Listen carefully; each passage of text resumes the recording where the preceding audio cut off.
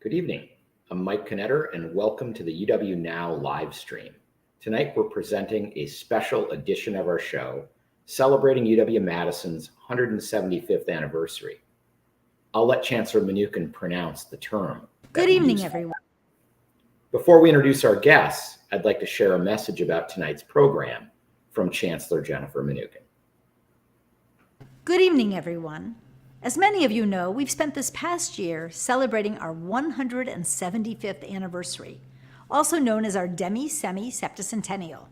I've had a fair amount of practice saying that, but it's still something of a mouthful. Throughout this year, we've had the chance to reflect on our past, to celebrate our present, and to give deep thought to our future. You've played a significant role in that narrative and that project. We know that UW-Madison has a long history of producing ideas that can change the world, and you are living proof of that, here in Wisconsin and well beyond. So thank you. Thank you to each of you for being a part of that story, for being a part of our story, and thanks for all of the ways you're going to keep partnering with us in the days and years to come. As part of our celebration, we're incredibly grateful to our partners at WFAA for hosting this event.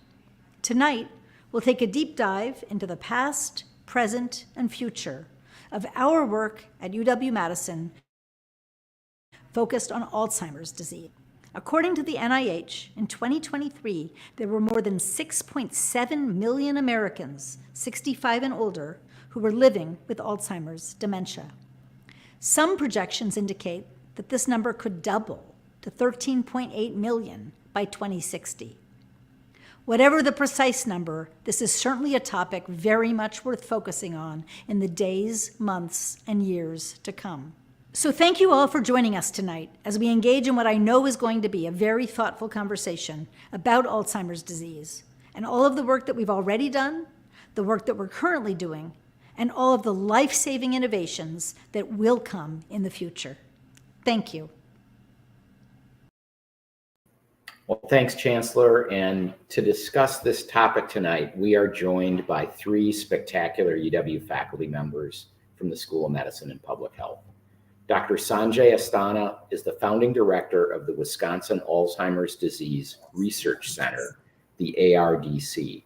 In addition, he serves as Associate Dean for Gerontology, Director of the Geriatric Research, Education, and Clinical Center at the Middleton Memorial Veterans Hospital, and the director of the NIH-funded Biology of Aging and Age-Related Diseases Training Grant.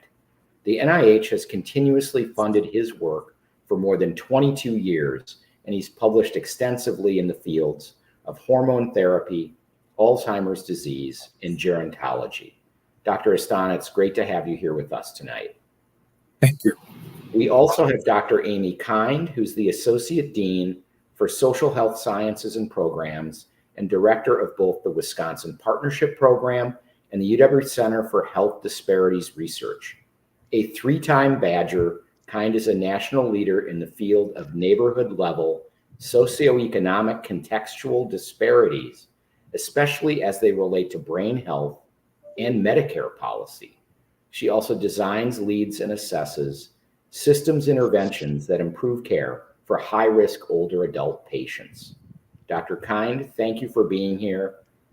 And finally, we have Dr. Nathaniel Chin, Associate Professor of Geriatrics and Gerontology and the Medical Director of the Clinical Core, co-leader for the Wisconsin ARDC, and Medical Director of the Wisconsin Registry for Alzheimer's Prevention. Chin grew up in Watertown, Wisconsin, and earned undergraduate medical degrees from UW-Madison. While completing his internal medicine residency at the University of California, San Diego, his father's diagnosis of early onset Alzheimer's influenced his decision to pursue a career as a geriatrician and scientist focused on this disease. He collaborates with many of the researchers in the ADRC and oversees clinical care for research participants. So we've got a great lineup tonight. We're going to kick it off with Dr. Asthana, who'll give us an overview of how UW has led the way in Alzheimer's research and how our model of study and patient care is the only one of its kind in the country. Thank you, Dr. Asthana, and please share your thoughts with us. Yeah. Thank you, Mike. Thank you so much. Good evening, everyone. I want to welcome and thank you all for joining this live stream. Next slide, please. We have organized an exciting presentation for you. As Mike mentioned, I'll very briefly describe the UW Alzheimer's Disease Research Program. Dr. Amy Kind will discuss the impact and the relationship between social exposome and Alzheimer's disease, and she'll also demonstrate how UW Madison is a world leader in this area of research. And Dr. Nathaniel Chin will talk about some exciting new treatments for Alzheimer's disease and what might be coming down the road in terms of emerging therapies. Next slide, please. This slide is just a reminder about the devastating effects Alzheimer's has on the patients, their families, and the society at large. We currently have nearly 7 million Americans who have the disease. Unless we find some effective treatments or prevention strategies for Alzheimer's, nearly 14 million Americans will have this disease by 2050. Alzheimer's is the fifth leading cause of death among people who are 65 years and older. And this year alone, it is estimated that we'll spend about $360 billion to care for people with this disease. In addition, nearly 16 billion hours are spent each year for informal, unpaid care by family members, and that amounts to another $350 billion.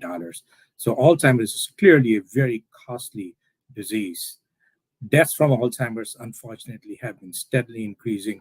In the last few years, it has gone up by about 145%. And unfortunately, 1 in 3 people over the age of 65 will succumb to Alzheimer's disease. Next slide, please. In Wisconsin, there are about 120,000 people who have Alzheimer's dementia. In the next year or two, that number will increase to 130,000. And like the country, Alzheimer's is the 7th leading cause of death in Wisconsin. And Medicare spends over $23,000 per person each year who may have the diagnosis of Alzheimer's.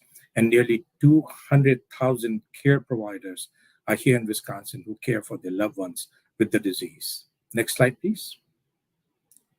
UW Madison Alzheimer's program is world-renowned, and it conducts breakthrough research across many aspects of Alzheimer's disease. This program is built on 4 distinct pillars. First, the NIH-funded Alzheimer's Disease Research Center, also known as the ADRC. It conducts cutting-edge research across all aspects of Alzheimer's disease. It is one of the 37 NIH-funded centers of excellence in the country. The Wisconsin Alzheimer's Institute focuses on public health, public education, and also supports the internationally renowned Wisconsin Registry for Alzheimer's Prevention, also known as the RAP, which is led by Dr. Sterling Johnson. UW Health Memory Clinics are active 5 days a week, and they care for thousands of patients who are referred to UW Health from across Wisconsin and many surrounding states. And this care lasts all the way till the end of their life. The statewide dementia diagnostic network is the only network of its kind in the United States, and it includes about 40 clinics that are spread throughout the state of Wisconsin, including some of the most remote areas. And these clinics provide state-of-the-art care to people who are suffering from Alzheimer's disease. Next slide, please. So the overarching scientific focus of the UW Alzheimer's program is to find new brain imaging and biomarkers in the blood and cerebrospinal fluid to diagnose the disease when someone has no symptoms. We call it the pre-symptomatic stages of Alzheimer's disease. This is important because as we develop new treatments and prevention strategies, it would be great if we could implement these treatments while someone has no symptoms. And what that will do is stop the person from developing the symptoms of the disease, and we can stop the disease while someone is in the pre-symptomatic stages of Alzheimer's. The other focus is on examining the effects of race, environment, social determinants of health, which Dr. Kind will discuss, and also neighborhood disadvantage on Alzheimer's disease pathology, its progression, symptoms, and the overall mortality rate. Next slide, please. So the Wisconsin ADRC is one of the centers of excellence funded by the NIH in Alzheimer's disease. It conducts cutting-edge research across all aspects of Alzheimer's. It includes about 130 faculty and scientists, a very large program spread throughout the UW campus, and it is funded by many, many sources, including NIH, the medical school, the state of Wisconsin, and philanthropic support. The Wisconsin Alzheimer's Institute, as I mentioned earlier, focuses on public health, public education, and it also supports the renowned WRAP study. It includes over 30 faculty, scientists, and trainees, and it is also funded by NIH, by the state of Wisconsin, and philanthropic support. Next slide, please. The ADRC presently has over 1,100 participants who come from all over Wisconsin. Some of these, and they participate in our research studies. Some of them have an Alzheimer's dementia diagnosis. Others have a diagnosis, something known as mild cognitive impairment, which is literally, for most of the patient, the most early stage of Alzheimer's.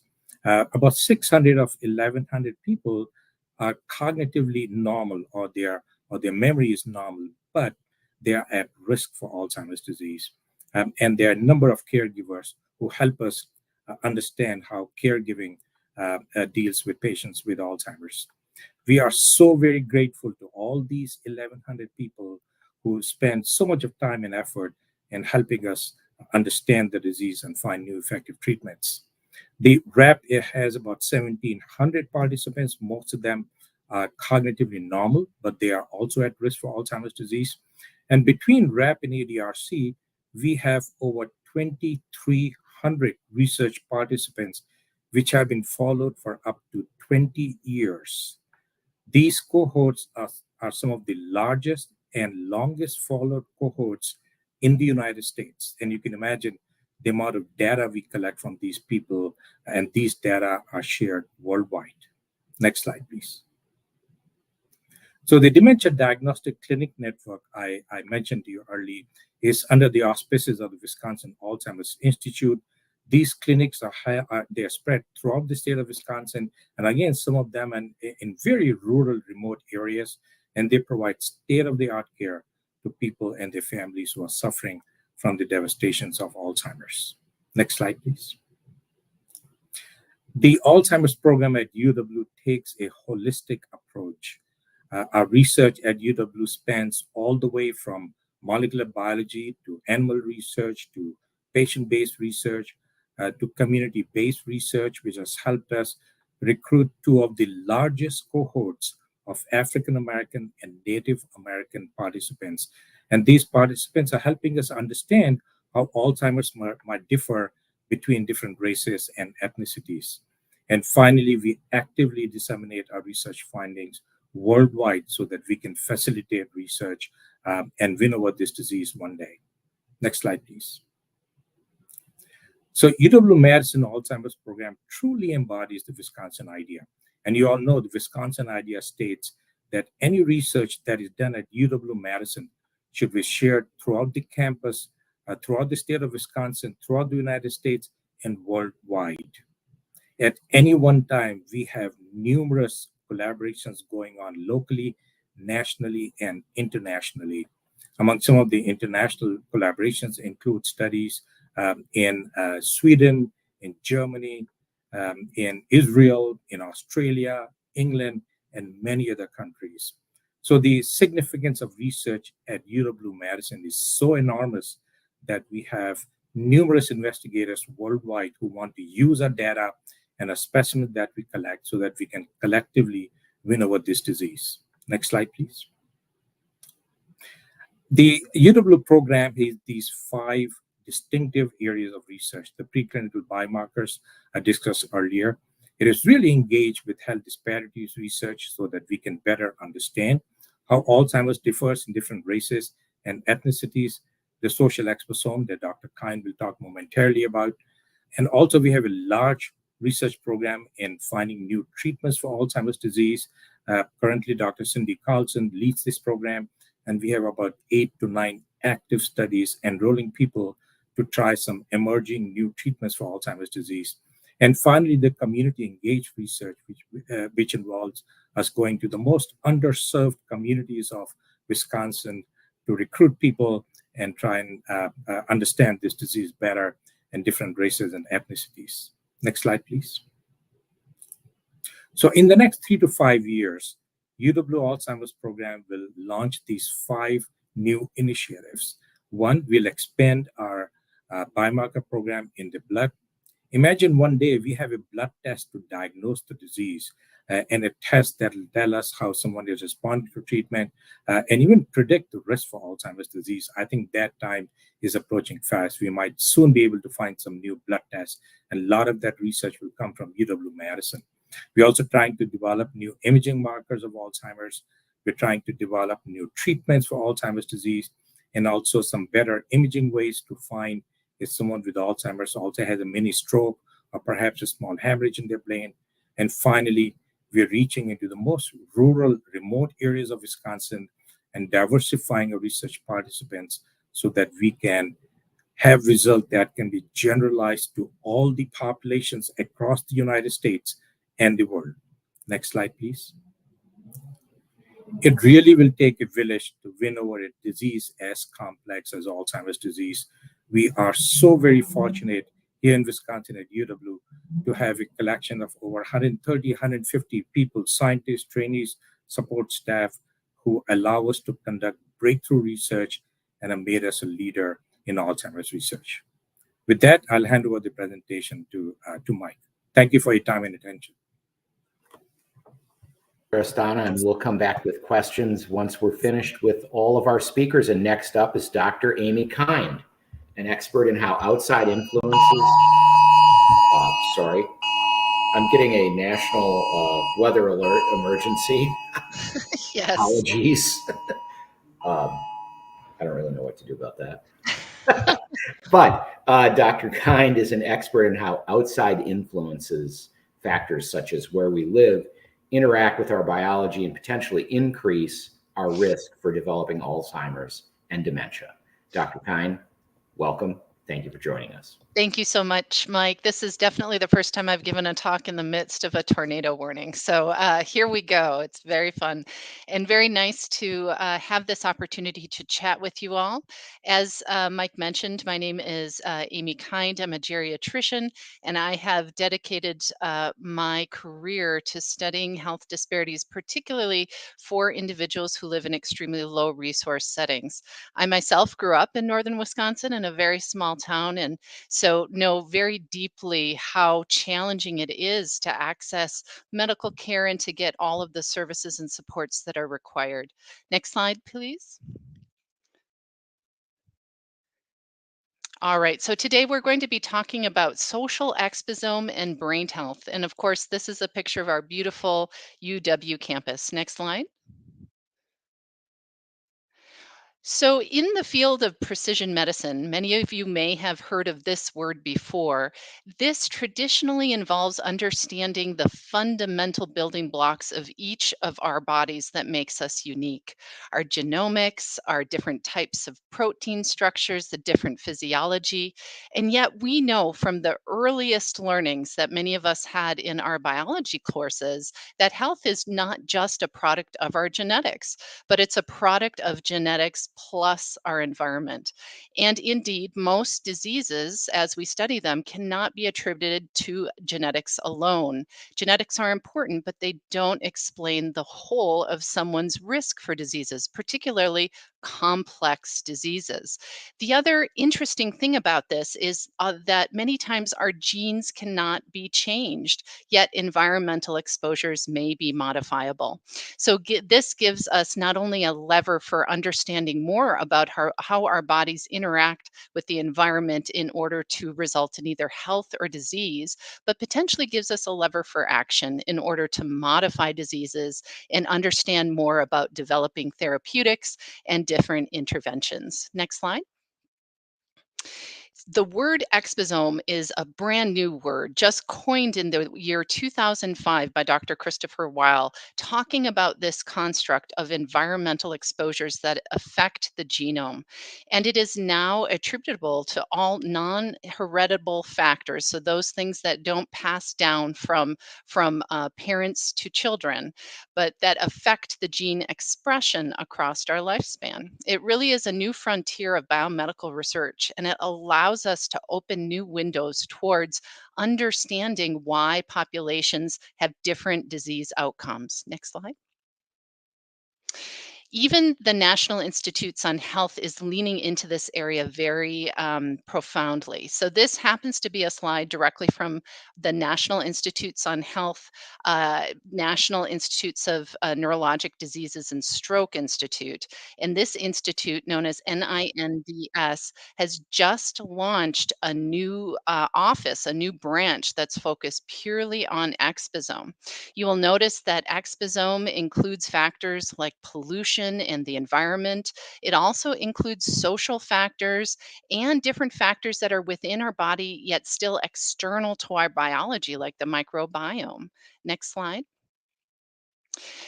I am pleased to say and very, very proud to announce that the University of Wisconsin really is the national leader or international leader in this field of social exposome study.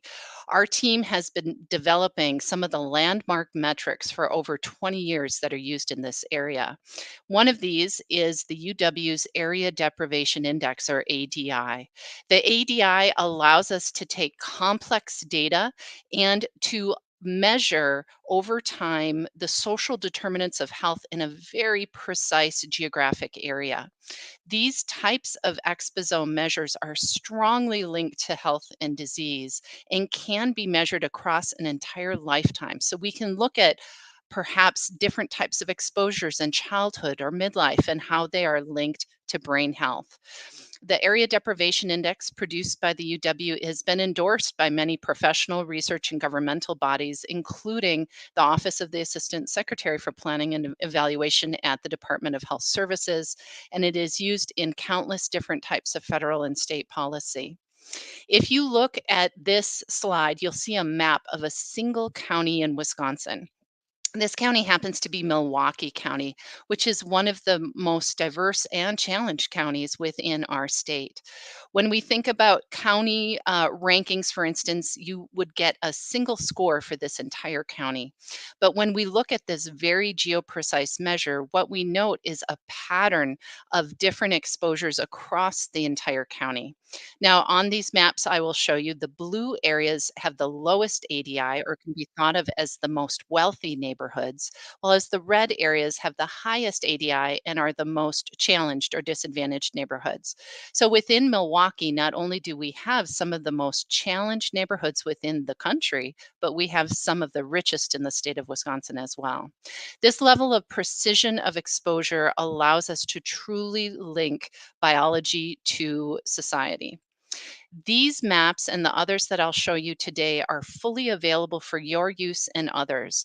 Our team developed and curates a tool called the Neighborhood Atlas, which is available to you and to all. It is a data democratization tool built specifically for a non-research audience. So anyone can use this, can interact with the maps I'm showing you today, and you can look up areas that might be of interest to you. This tool has been so popular that we have over 1,000 downloads of the data weekly. There are 39 million data points that you can download and work with. And just in the last 2 years, there have been 1,500 peer review studies that have been published using our very own metric. Next slide. So just some of the examples, I of course cannot go through all 1,500 studies that have been published, but just some examples of the last few years. Living in a high ADI context, or one of these red neighborhoods on the map, is linked to a marked increased risk of having a dementia diagnosis, of experiencing the biomarkers and the hallmarks of Alzheimer's disease, and having more rapid cognitive decline. Also, when we look at the brain markers of age, as well as epigenetic age, these biological clocks of aging, they are markedly accelerated for individuals who live in these high ADI areas. This finding has now been duplicated in multiple countries across the globe. Living in a high ADI area or highly disadvantaged neighborhood links to an increased risk for rehospitalization and more difficulty accessing care. You may have a higher risk of post-surgical challenges like delirium, and may experience higher risks of cardiovascular disease, cancer, diabetes, and obesity. Individuals who live in these highly disadvantaged areas by ADI also have decreased active life expectancy in that they do not live as long of lives. And unfortunately, the lives for individuals on average in these areas require more services and supports at the end of life. So they have more disabilities. Next slide. The ADI at the University of Wisconsin is leveraged across many, many studies now, more in the AD field than I can even list here, but everything from childhood brain development all the way through clinical trials. We partner very closely with different pharma groups who are interested in using these metrics to better inform their outreach and targeting of clinical trials, as well as to understand how best to serve individuals who live in these lower resource contexts. Next slide. Additionally, there are countless examples of different policies that use our metrics right now across the country. This happens to be one close to home. So just this past May, Milwaukee Water Works announced a new equity prioritization plan in their action to try to decrease lead exposure in children within the city of Milwaukee. And to do this, they are using this very tool produced at the University of Wisconsin, the ADI, to decide which roads to prioritize to dig up and how to most effectively and efficiently use their scarce resources to try to improve health overall. It's very wonderful to see this move forward. Very, very exciting. Next slide. Additionally, as was noted in the introduction, our team leads a number of national studies. One of the largest is the neighborhood study. This is the largest NIH study that has ever been funded in the field of social exposome and includes 23 sites across the across the United States. I am joined in leading the study by Dr. Barbara Bendlin, who serves as my research partner and co-PI in the study. But the goal of this is to recruit individuals across the United States to understand more about the different types of exposures they've experienced across their entire lifetime. So, not just at one point, but from birth all the way to the present. In addition, we are partnering with 22 brain banks across the United States. These are repositories that individuals have donated their brains to science to try to help us find a cure for these intractable diseases like Alzheimer's. And we are working with these individuals in order to understand more about how they have lived and where they have lived across their lifetimes might be linked to the different types of neurodegenerative disorders that they experience in late life, particularly Alzheimer's. This is one of the largest studies, as I've mentioned. It is a $35 million R01, but it is one of many here at the University of Wisconsin. We truly have a phenomenal team of investigators here and are leading the nation in many, many ways in this area. Next slide. So this study is interesting again because it looks at the entire life course. We do this by understanding where someone has lived, and using that information, we can trace someone backwards in time. For individuals who are living, we do this through survey, and for brain donors, we use different records that have been collected across their lifetimes. We will have over 10,000 brain bank decedents, brain bank donors within this study at its cessation. So overall, a very, very important repository linking social factors to biology. Next slide. To do this, as I mentioned, we do public data tracing. We work with different types of city directories. We look at military records. We look at a whole host of information around these brain donors. You can see our our oldest brain donor was born in 1895, and the youngest was born in the 1960s, but of course have all donated their brains, giving this a tremendous gift to science between 1985 and the present. Next slide. So one interesting study that has come from this that I thought you might be interested in is some findings around someone's occupation during their lifetime. This happens to be some examples of the types of records that we find for these brain donors. And these examples I'm showing to you with permission from the family. So this happens to be a man who served in World War II and had served 18 months of duty in the Pacific Theater. You can see the newspaper article that was found on this tracing exercise when he returned to his home in Montana. Additionally, you can see his application for World War II compensation, in which we are pulling information from these documents that include all sorts of handwritten information and really, really rich social information about these people's experiences while they were alive. Next slide. Using this type of work, we just published in the Journal of Alzheimer's Disease and Dementia under the leadership of Dr. Ryan Powell, who is an assistant professor within our center, showing that individuals who had a military history drawn from the University of California, San Diego and the University of Wisconsin brain banks had a markedly increased risk of the main hallmarks of Alzheimer's disease. This will be leading to a whole host of other questions to be asked about types of service, different exposure during wartime, and other questions that need to be asked in order to make our armed forces as safe as possible for those who serve. Next slide. So this work wouldn't be possible without a whole host of investigators. You can see just some of the names here on the slide of the 23 different sites that are participating in the neighborhood study.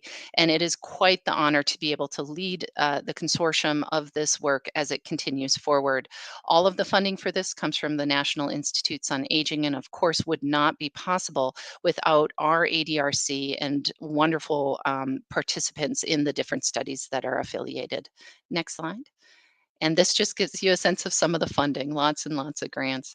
So on behalf of all of our staff and team at the Center for Health Disparities Research, thank you very much for this opportunity to share a little bit more about our work trying to unlock how social factors influence brain health across the life course. Very important questions, and I'm sure we're going to have a lot of audience Q&A on that. And finally tonight, we're going to hear from Dr. Nathaniel Chin, who works, as he describes it, at the intersection of clinical care and cutting-edge research. And he does so with a very personal story. And please, Nate, tell us more about what you're working on in the Alzheimer's space. Thank you, Mike. Next slide.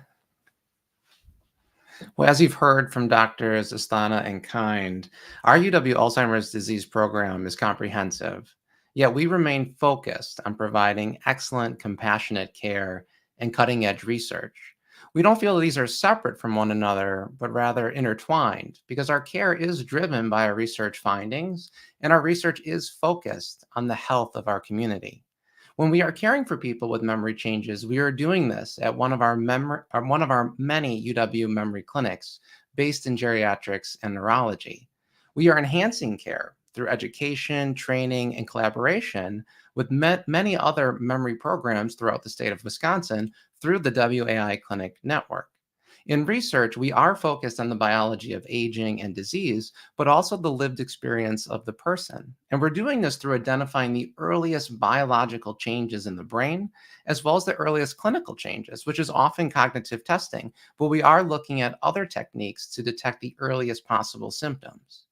We are investigating the impact of the environment, health, behavior, and genetics on these biological and clinical changes with the ultimate goal of prevention and treatment.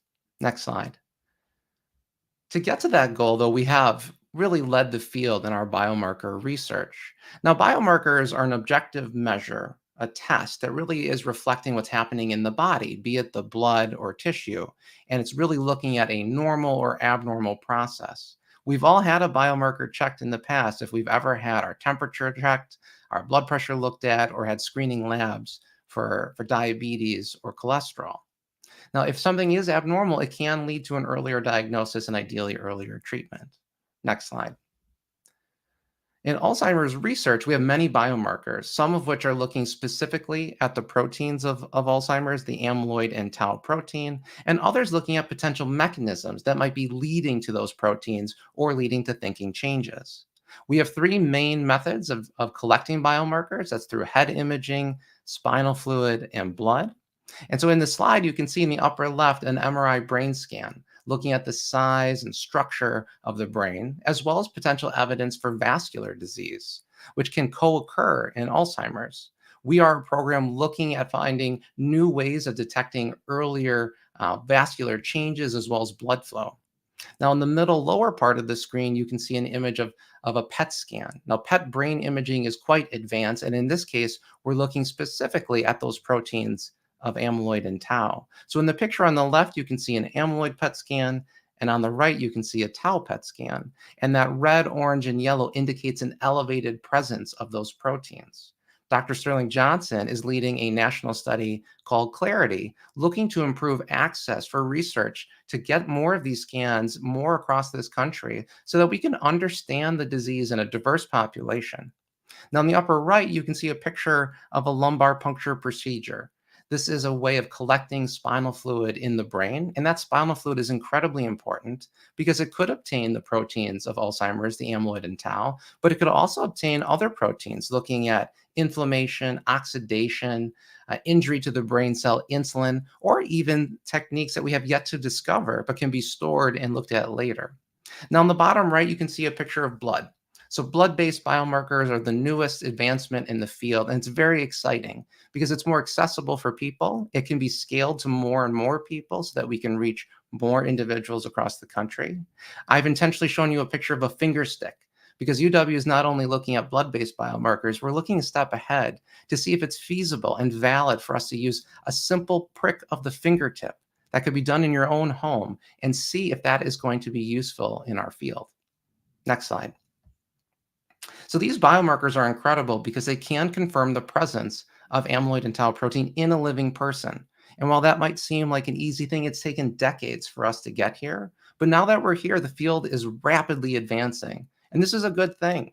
For someone with mild cognitive impairment or dementia, we are in essence confirming one of the potential causes of that person's diagnosis, but more importantly, their symptoms.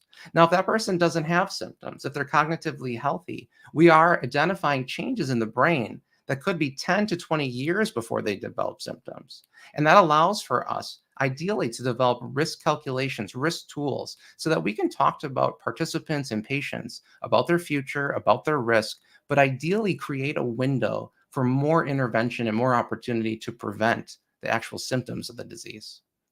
Next slide.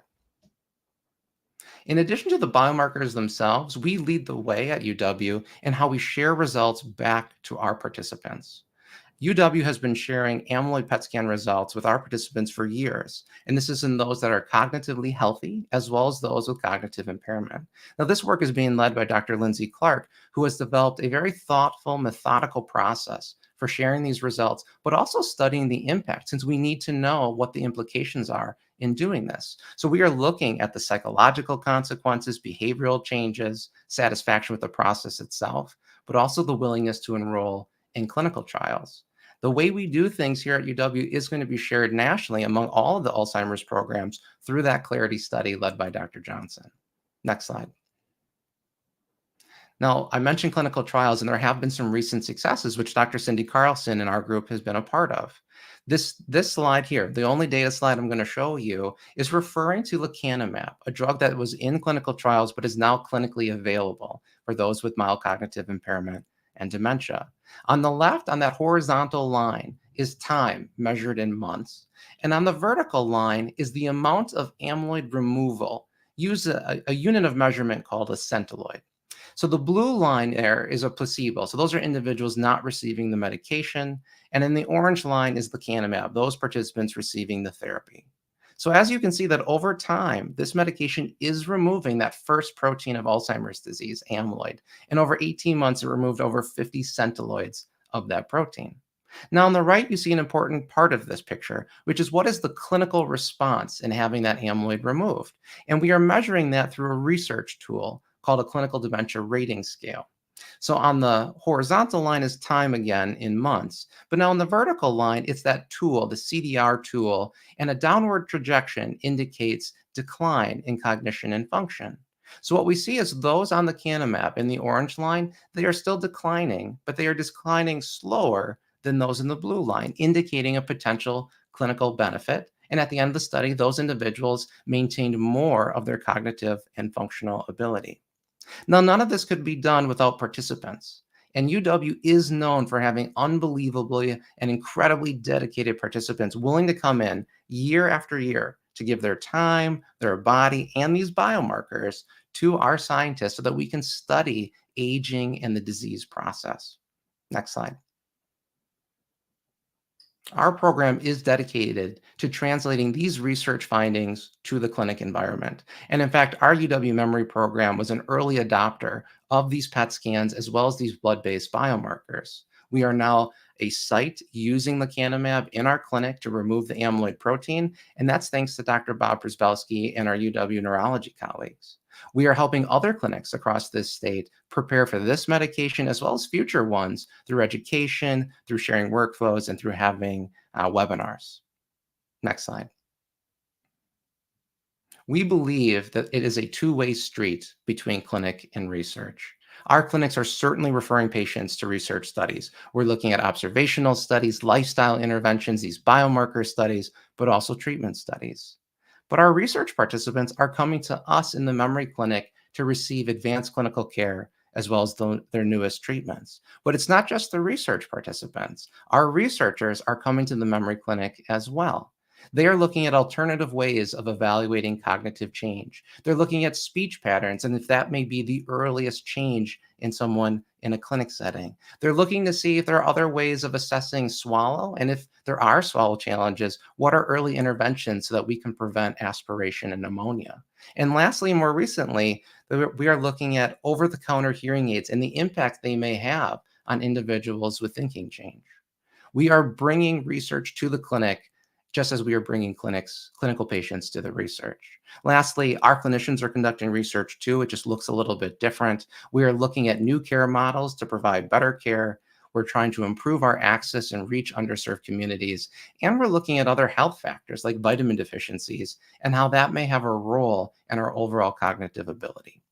And with that, I'd like to thank you for your time and attention, and I look forward to answering your questions.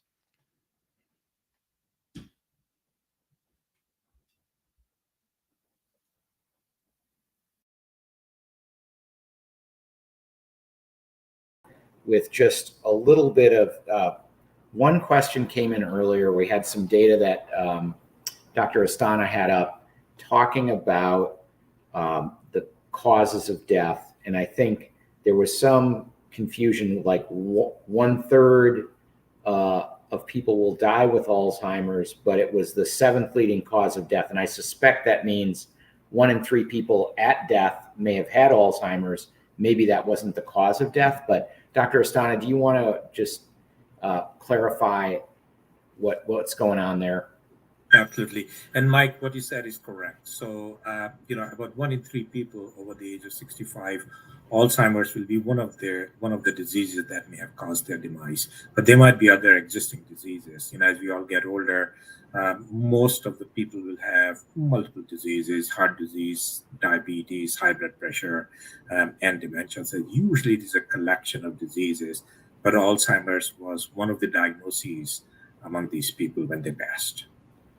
Great, thank you. I thought that was the case. Usually there's a variety of things that might be happening at end of life. Another question I have for, and I don't really care who takes this question, but there's the issue of identifying likely suspects for Alzheimer's, and I wonder how much that has to do with genetics. And then if you would give any advice to people who are worried about prevention or mitigation as it might relate to diet, either physical or mental activity. Should I be doing Sudoku or Wordle? I think a lot of people are doing that to try to keep mental sharpness. I write memos at work all the time, so I think maybe that's as good as Wordle. I don't know. should I change my location? Should I change my identity? What do I need to do to avoid Alzheimer's? Like, please talk about prevention and mitigation steps that you would think individuals can take. Nate, do you want to take it? Sure, I'll start. And I would say, Amy said something very important, that genetics matter. And in some cases, in early onset where people are being diagnosed in their 30s, 40s, and 50s, and it runs very strongly in the family, genetics is the main driver. But for the rest of us, for 95% or more, genes are a part of it, but it's the environments, these other factors that we're investigating that Amy's really looking at in her work. Now, I would say there are certain things that we think lifestyle-wise are very meaningful, and Dr. Ozioma-Okonkwo, among many others, are looking at this, but exercise does seem to carry a lot of weight when we think about protection of the brain. Now, whether that is addressing the amyloid or the tau proteins that you've heard us mentioned, or whether that's building resilience, keeping your brain healthy, that's still to be explored. But I would certainly say the more physical activity we have, the better we're going to do. I personally believe that sleeping is really important. There's a potential mechanism where the proteins are actually cleared from the brain during our sleep. I appreciate the comment about mental engagement. I think that is really important. I don't know about the memo comment specifically, Mike, but I will tell you there's been a good study out of Duke, Dr. Dorashwamy, who did crossword puzzles as well as brain games. And both people did well, but those with mild cognitive impairment that were doing crossword puzzles seemed to do better. I've interviewed him on my podcast, but it isn't clear yet why that is, but it was a good study. Other things, I think, are being social, avoiding isolation, making sure we're addressing our stress, which is a very real thing, particularly in our current time. And then you mentioned food. Food is a really, really important one, but it's a difficult field to study. And there is one particular diet that's well known in the Alzheimer's research, and that's called the MIND diet, which is sort of a hybrid model of Mediterranean, low salt, and high antioxidant rich foods. And it comes out of Rush University. And we have worked with Dr. Martha Claire Morris and her team. That seems to have good evidence, at least as we look at it from a large group study. The clinical trials haven't yet yielded what we're hoping for, but more will come. But I do think most people will tell you having ultra processed foods is probably not going to be good for you, and eating vegetables is going to be good for you. So I'll stop there and see if Amy or Sanjay have anything else to add. But that's sort of the run through of what we talk about with our clinic patients as well as our research participants. You handled that beautifully, Nate. I would say, in addition to all of the wonderful wisdom imparted by Nate and by Sanjay, that just to remind everybody that in terms of research, we are still in early days of Alzheimer's disease research. So when you compare our field to fields like cancer or cardiovascular disease, we are decades behind. We are desperately in need of additional funding, additional research, additional philanthropy to help trigger those new findings, to open the door and unlock opportunities for new cures. The US Congress has agreed that this is an important area and has invested heavily in Alzheimer's disease research, and that has proven to be effective in that we, for the first time in over a decade, have a new treatment available that Dr. Chin, that Nate had mentioned in his presentation. But this is not a treatment for everybody, nor is it the perfect cure.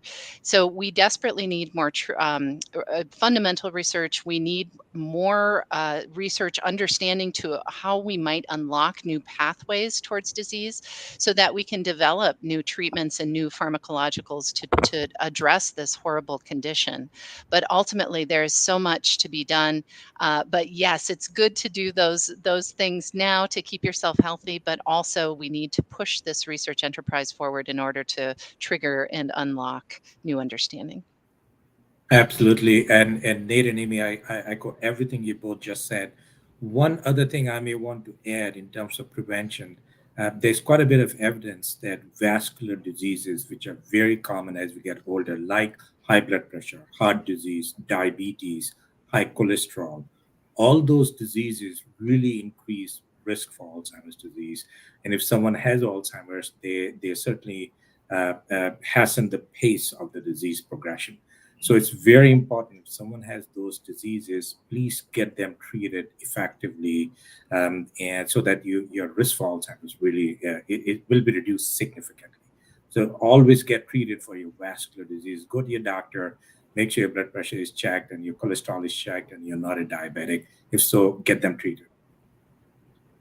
Great advice. I wish someone would teach me how to sleep better. But anyway, and Tim Kopaz had a question, and I think you've answered it. Can a plant-based diet reduce the risk and likelihood of Alzheimer's and other dementias? The answer is probably at the margin, it helps.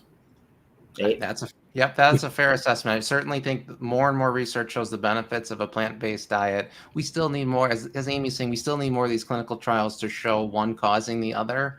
But I will say you can't go wrong with that. It's not going to be hurting you to have healthy vegetables. Louise Stout wonders whether socioeconomic factors are taken into consideration when we collect the data. Amy, can you speak to that? Yes, very happy to. Increasingly, they are being collected with different cohort studies for individuals who are participating in these longitudinal cohorts, although they weren't always collected. In previous generations of data collection, it wasn't necessarily recognized that these factors were as important as they are.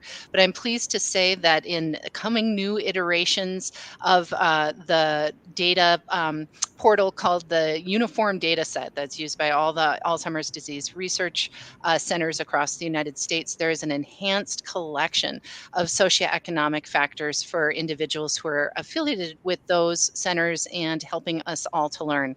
Of course, the Wisconsin cohorts have been doing this and leading the way, as always, for a very long time, but it's good to see the rest of the country following suit.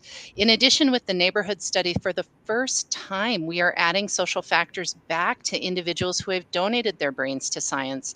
In the past, a lot of these brain bank biorepositories have deeply described the biology of the individuals who have done these donations in exquisite detail, but the humanity and the social experience of these individuals has often been lost or disconnected to the data, the tissue data. So we're so honored to be able to add that back and are excited that we're already showing some profound findings that are important. Particularly, a lot of the military history findings are of great interest right now to many across the government, as you might imagine. Other thoughts on that?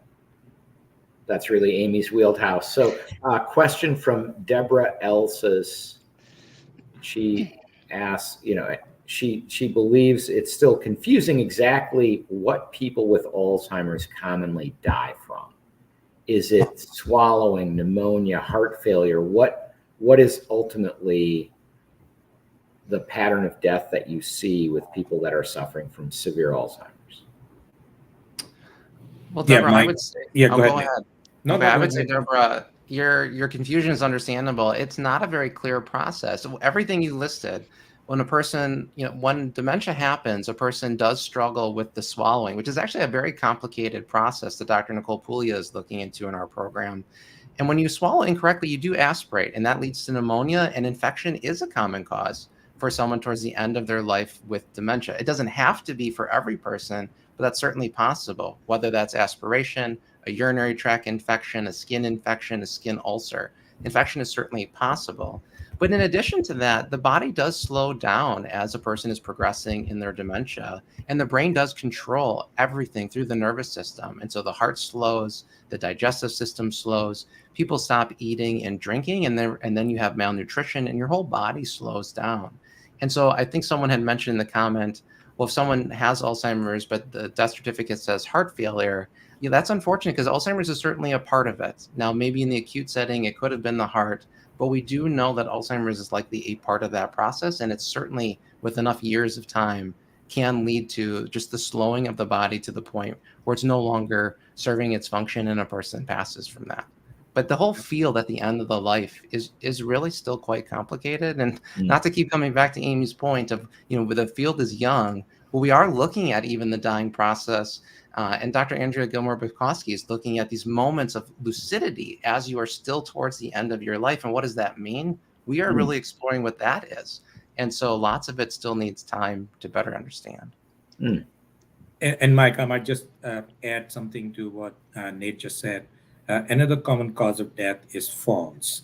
So people with Alzheimer's disease, they become unsteady on their feet because the brain is not as well functional as it is otherwise. And falls can result in serious fractures, especially fracture of the hip. And an older person with dementia, if they fall, fracture their hip, that can lead to serious complications and not uncommonly death. Mm. So really hard to disentangle all of these related factors and, attribute to one cause. Exactly. What really happened. Yeah. And Understood. I would certainly say every patient's journey is their own. And that certainly they may experience one or more of these different scenarios that were just described today.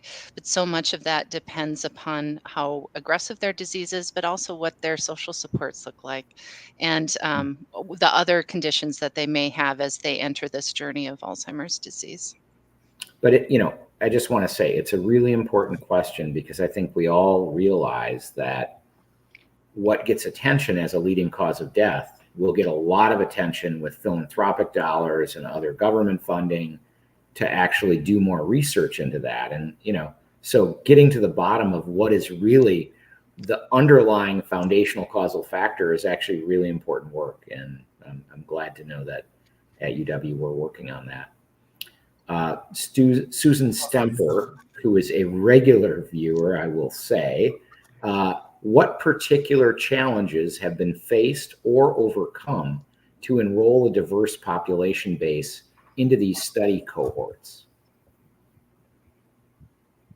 Yes, Mike, maybe I may just, attempt to answer this question.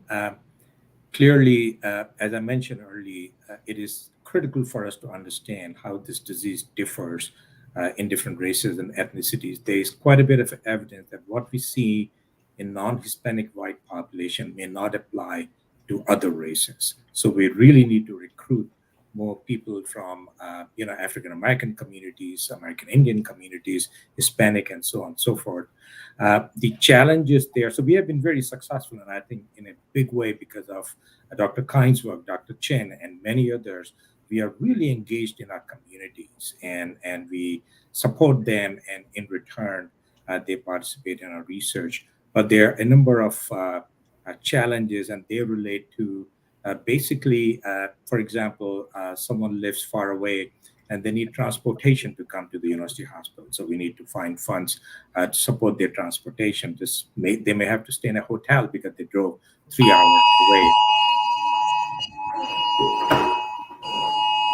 Sorry. No problem. Can't do much about that. Mine just started to. Another storm emergency. Yes. Wow. And also another thing we deal with is the mistrust in research from these communities, and I think that is an area where we've been able to provide them the support and also educate them about the significance of research and how the findings will apply to their own race. So we've been very successful, but still a lot of work to be done in that area. Well, the sirens are blaring in Madison, and I think that means it's time to conclude our live stream tonight. Now, this was a great program. I wanted to talk a bit about varying incidence of Alzheimer's by state or nation and whether that relates to diet or other environmental factors. We'll get to that another time, but I just want to thank all of you for participating tonight on what is an exciting evening of weather in Madison. And we are going to sign off now, but thank you all for your time this evening. It's a terrific program. Great explanation and window into the research going on. Thanks so much. Thank you. Thank you. And thanks to our audience on the 175th. I've got my Badger shirt on, but it's time to take cover. On Wisconsin. In 1848, just 2 months after the creation of our beloved state, a great university was born, the University of Wisconsin, to serve, educate, and benefit people from every corner of Wisconsin and beyond.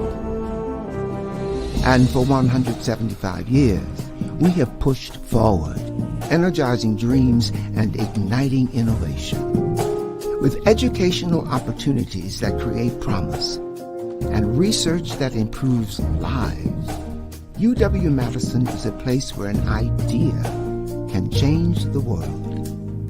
And as we look forward, we also look back to stand up for what's right, build common bonds, and a better future. When combined with inspired goofiness and Badger spirit, there's an inspirational and unconventional vibe that's all Madison. It's more than just fun and games, though. At the UW, we go from brainstorms to breakthroughs, from today's students to tomorrow's leaders. This is where an idea can change the world, the whole world, a corner of the world, my world, our world. UW-Madison's profound eurekas and personal ahas transform us all and serve the greater good. As proud Badgers, we celebrate the last 175 years and the next as the UW charges forward. On Wisconsin.